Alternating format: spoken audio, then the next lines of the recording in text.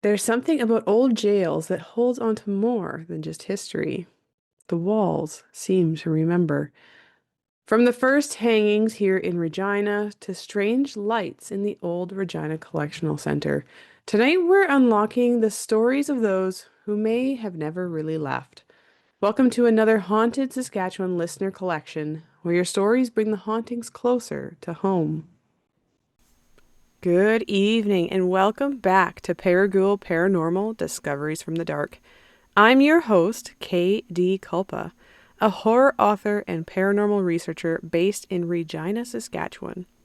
Each week on the podcast, we dive into the shadows of Saskatchewan's past and even go beyond, uncovering dark history, mysteries, urban legends, and sometimes we even get to some monsters. If you're one of the listeners that comes back each week but aren't yet subscribed, please hit that follow button and share it with someone who loves the weird and wonderful. I've got more big guests and haunted deep dives coming your way, so join me now as we explore the unknown and bring life to the ghosts and monsters hiding in the dark.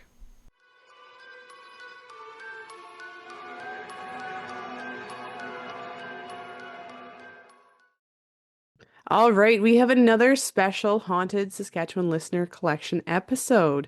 Tonight we feature spine-chilling stories and unexplained events submitted by you, our listeners. If you want to submit your own stories for a chance to be featured in an upcoming episode, then make sure you listen to the end to learn how you can do just that. Tonight we are featuring some stories shared with me by a local Regina paranormal seeker. He had emailed me and asked me to meet over a coffee so he could share some of his stories and clips of his own. Now, my favorite stories that he shared were from an old jail here in Regina, which made me realize that I've never really talked about the old jails before. So, let's first talk a little bit about the history of jails and asylums and correctional facilities, as they are now called, here in Regina, as there are more than people tend to realize. Then we will go through some of the creepy happenings at the old jail in some of these locations, especially the old jail before it was demolished.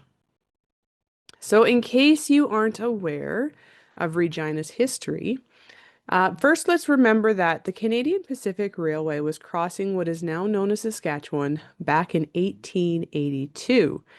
With the addition of the train tracks crossing the south, the Northwest Mounted Police headquarters at that time, which had previously been located in the Battlefords, was being moved to Regina to be the new central location. In 1885, the building that is now known as the RCMP Chapel was built, which was used to jail Indigenous prisoners, including Louis Riel, who was hanged there at the barracks in the same year. Now, I read some statements that the gallows at the barracks wasn't set up originally as a gallows, so they had to climb through windows. Like it wasn't even a door. They had to climb through a window to get onto the platform or something. So it wasn't really a proper gallows, I guess, for those first hangings that occurred. And prior to this, there was only a guardhouse in Regina that was used by the Northwest Mounted Police to house short-term prisoners. So the very first permanent building that was constructed in Regina for the purpose of a jail was actually the Northwest Territorial Jail and Asylum.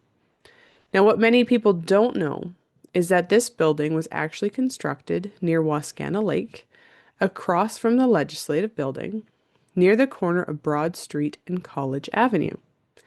The two-story brick building was constructed on a stone foundation with an administrative block and a cell wing. At the time, it was designed to hold only 28 cells for male inmates, with an added ward for female prisoners, as well as separate sections for the asylum for both male and female. However, the construction wasn't exactly done well, or at least the soil that it was built on was not considered, because the soil conditions were quite poor on the north side of the Wascana Lake, especially close to the water edge, for this type of building, which then led to the building standing empty for years. So finally, in 1891, Prisoners were officially moved into the jail and asylum, and during its short-term use, they added cottages for employees, a large barn, a garden, a well house, and a cesspool, on top of having some area for farmland. By 1907, as the building continued to settle into this unstable soil that is in Wascana area, fractures started to grow in the walls, arches, and basement. And eventually, a inspection was done, and it was determined that this wasn't exactly safe for prisoners to live or for people to be working in every day. So during its short time open, though, a few hangings did still occur on site. So remember, there were some hangings already done near the RCMP chapel and the RCMP barracks, although that wouldn't have been, I don't think, what it was called back then. But anyway, so yes, there had already been some hangings completed there. I think it was 7 or 8 or something like that. So they did have a few more hangings at this new Northwest jail and asylum. And so there are 3 confirmed hangings for sure, which occurred in 1894, 1901, and 1910. The 3 men who were hanged were Antonio Luciano, John Morrison, and Sanford Hayner. All 3 were convicted murderers. Luciano had claimed he was innocent right up until the day he died for the murder of an Italian man, but instead had confessed to spare his friend, who had also been sentenced for the gallows, but then later it was changed to life imprisonment after Antonio confessed. Morrison had murdered a family of 8, supposedly over a rejected marriage proposal, which seems like an awful reason to do what he did. And finally, Hayner had murdered a man by the name of Alfred Fraser, so that is why he had been hung. A 4th man had been convicted and was supposed to follow the same fate before the jail and asylum would close. However, Knight Gunn, an Indigenous man, had passed away while waiting for his hanging due to tuberculosis. So he had been present in the jail, but he had passed away in the jail before he ever made it to the gallows. So only the 3 executions occurred while the jail was operated in Wascana Park. Of course, what I love about this particular section of the history is that there's this claim going around that the jail had a prison graveyard on site, because many of them actually did, back then. Which makes some wonder, were these men buried in Wascana Park when the area was still, controlled by the jail? Many don't believe it, but some do question where the bodies ended up, since they do not have tombstones in the Regina Cemetery, which would have been the main cemetery at that time. However, there are also a few mass graves in Regina Cemetery, so for me, it's hard to say for sure where they might have ended up. And yeah, so I don't know. Who knows where these prisoners were laid to rest? If anyone knows, let me know. Now, since the jail and asylum were crumbling, the construction of a new jail did get started around the 1913 time, and by 1915, the old Regina Jail and Asylum was closed.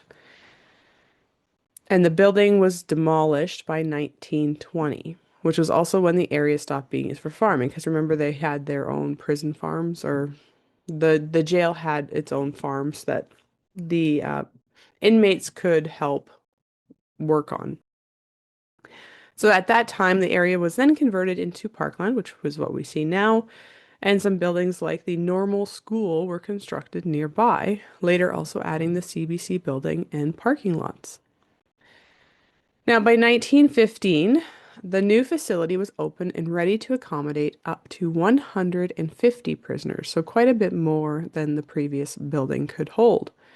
It also had a 640-acre farm.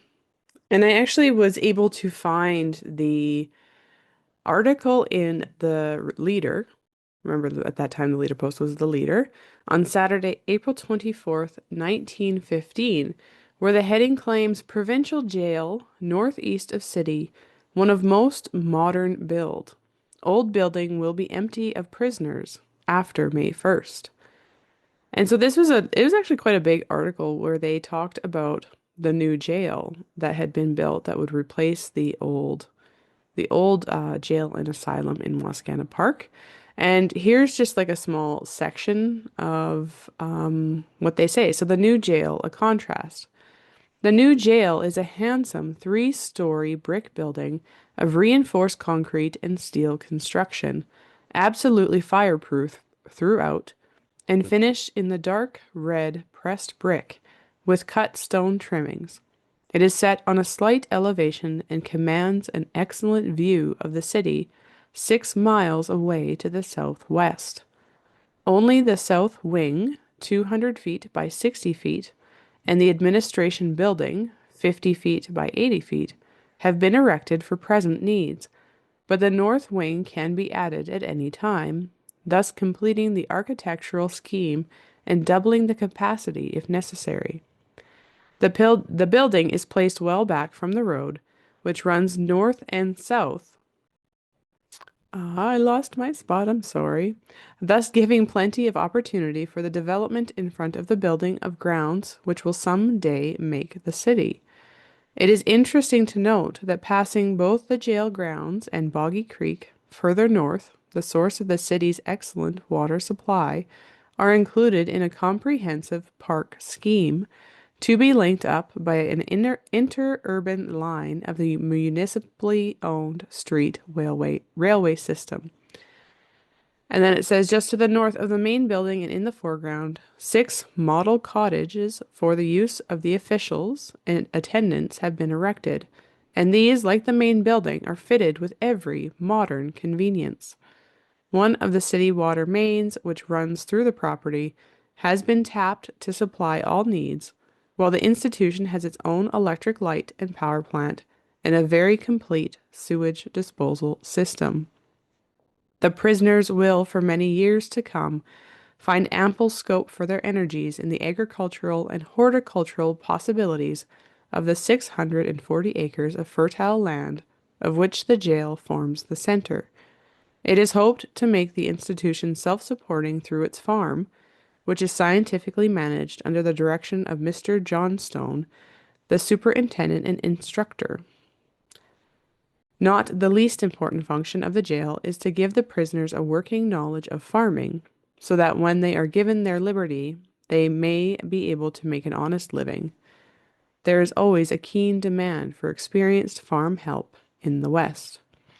Now, of course, it goes on and on and on and on to talk about a little bit more. So it talks about, kind of what the inside is like. And then it also talks about the hospital and chapel. And yeah, it's quite a long article, actually. So if you want to read it fully, you can check it out in the 1915 newspaper, which are always interesting to read. But anyway, so on top of all of these other things that kind of were built in 1915 for this particular new jail, a gallows was also kind of located in one of the open areas on the grounds as well. So in Regina, this is something I didn't know, but it's been estimated that a total of 25 hangings occurred within the city limits. This includes, of course, Louis Riel, which is one of the more well-known hangings that happened near the RCMP barracks. And then that's as well as some of the other early hangings near there. And then in the latest Regina jail, which of course later changed its name to the Regina Correctional Institution around 1946, that one alone would be responsible for 16 more hangings within its gallows. And the final hanging was reported to occur on February 20th, 1946. This was the year that the policy for the correctional facilities changed from custody and punishment to instead be more about focusing on treatment and re-education. So then in the 1950s, even more services were added to the system with the addition of a treatment staff, including social workers and a psychologist, as well as vocational training shops. So they really were trying to change how they managed jails and these kinds of things. So the gallows was finally dismantled in 1962.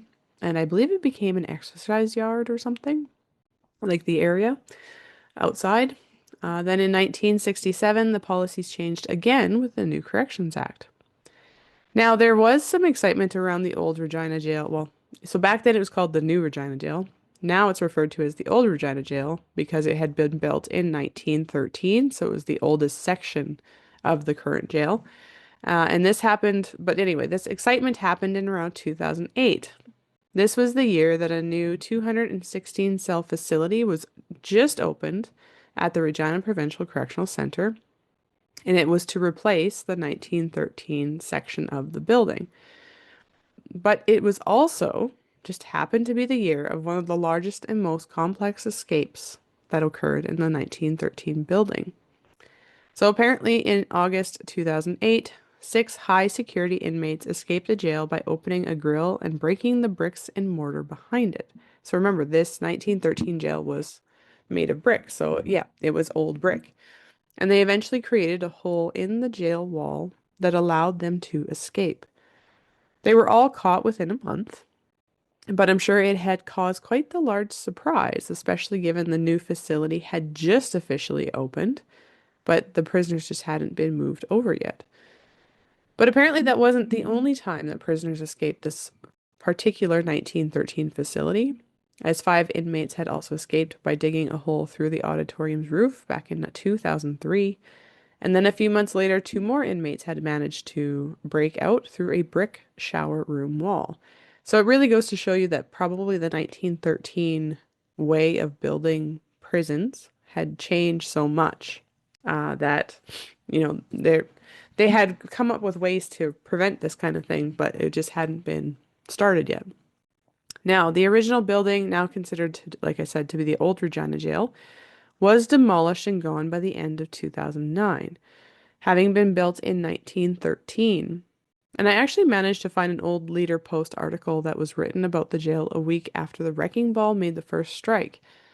The article was written by Jana Pruden on July 27th, 2009, and it opened with this paragraph. In its final days, the oldest part of the Regina Jail was decrepit and dilapidated, a run-down relic with crumbling walls and cracking floors, infested by rats and bugs, plagued by water and sewer problems.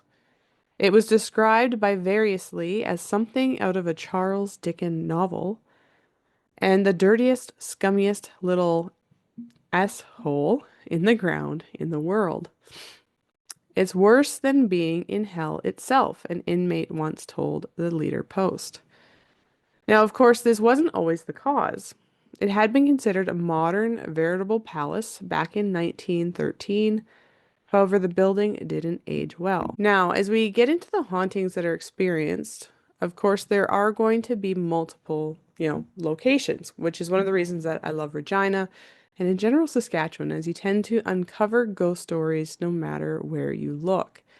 Now, if you go to the very first gallows in Regina, which was near the RCMP chapel by the old barracks, I have heard some claims that the chapel is very haunted. Although why the chapel, I'm not sure. I did read some sources that said it was used to house Indigenous prisoners for a time when it was first built, but I couldn't say for sure that was the case or like why it would be haunted. So perhaps there could be some unrest there.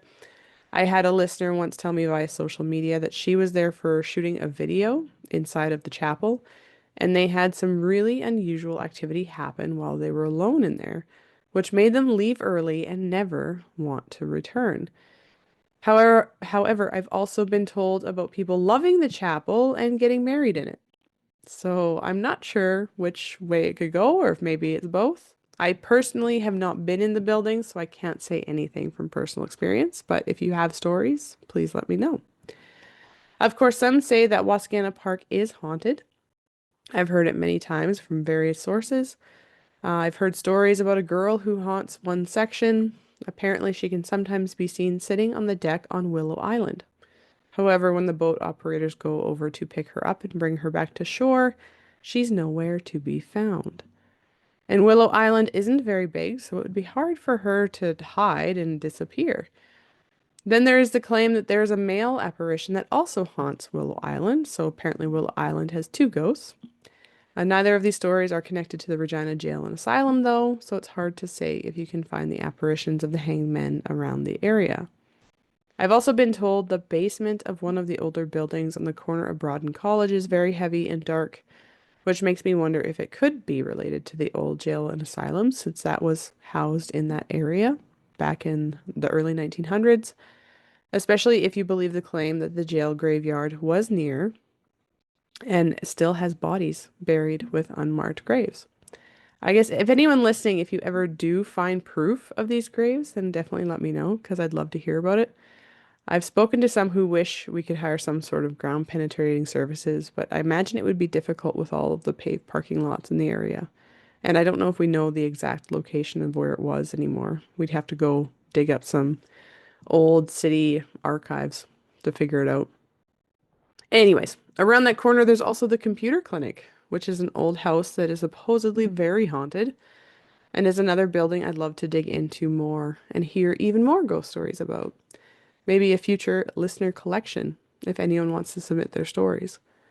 I've never heard anything about the CBC building either, so I don't know if they've experienced anything dark or sinister or connected to the old jail, but if any listeners know, let me know. Now, not to mention the ghost stories that have been told about the nearby College Avenue campus and Dark Hall. Really, it just feels like the College Avenue is one of Regina's hotspots for ghosts, which is why we've also included it in our YQR Haunts Ghost Tour because there's just so much to tell about the area. And then finally, we come to the current location of the Regina Provincial Correctional Facility, or at least the area that was once where the 1913 section of the original building was located. Again, it was completely demolished. It's gone. So you can't actually see the building anymore. But this was the area where the gallows and death row were part of, which might explain why some of the dark energy that has been, has been experienced in the building before it was demolished. This was also the section that I was told some great ghost stories about from one of the listeners who had been collecting the information over the years. So let's get into those stories. Okay. Before the section was demolished, the third story had a creepy vibe. It reached the point that at one time they started covering the windows on the third floor with paper. Now, when asked why they were doing this, because obviously this was probably frowned upon or wasn't supposed to happen,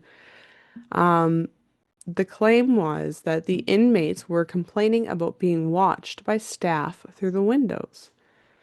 Although, again, remember, third floor. So, how someone could be peeping through windows at the inmates on the third floor of a correctional facility is kind of beyond me. Kind of a little creepy, not gonna lie.